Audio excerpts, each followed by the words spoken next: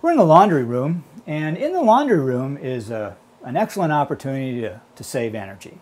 And in this particular one, we have the conventional electric water heater. So we're going to be replacing that unit with a heat pump water heater.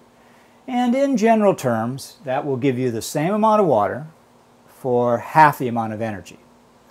And then the other thing that this shows us, one of these pipes is the hot pipe and one's the cold. So this one feels a little warm. Well, when you're feeling warmth, that means that's warmth that's not getting to your shower. Instead, it's going into the laundry room at a time where your air conditioner is trying to take the heat out. So one of the things we look for is just very low cost, simple, that black foam insulation, that when you can get at it, we insulate it. New homes, behind the walls, wherever hot water goes, those are now being insulated and it saves energy.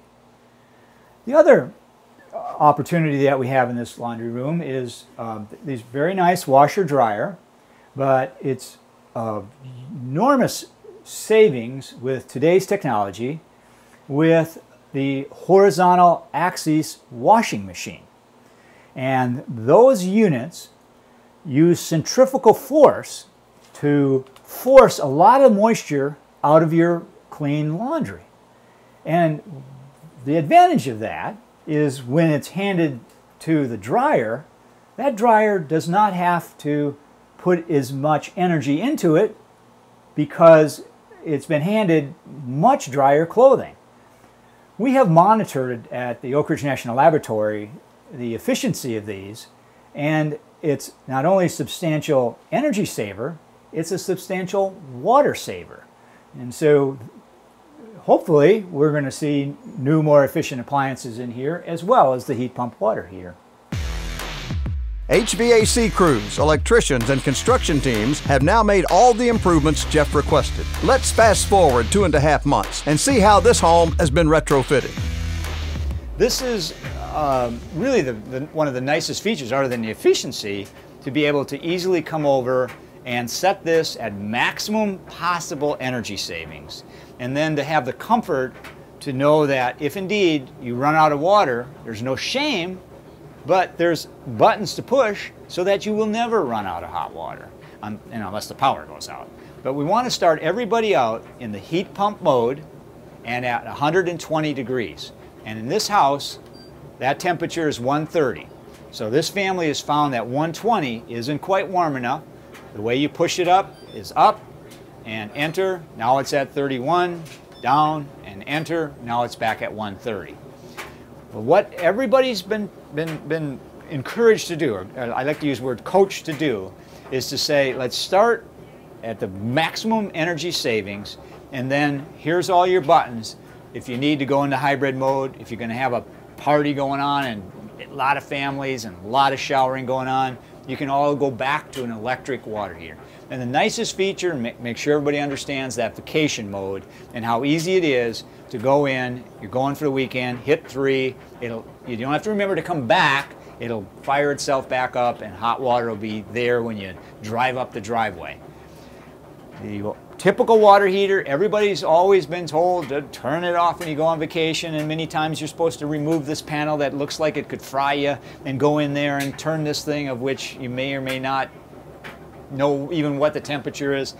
This is serving it up very easy and a lot of savings in that vacation mode. In essence, it turns the unit off. Well, if you just turn it on, the factory setting, if you will, is hybrid.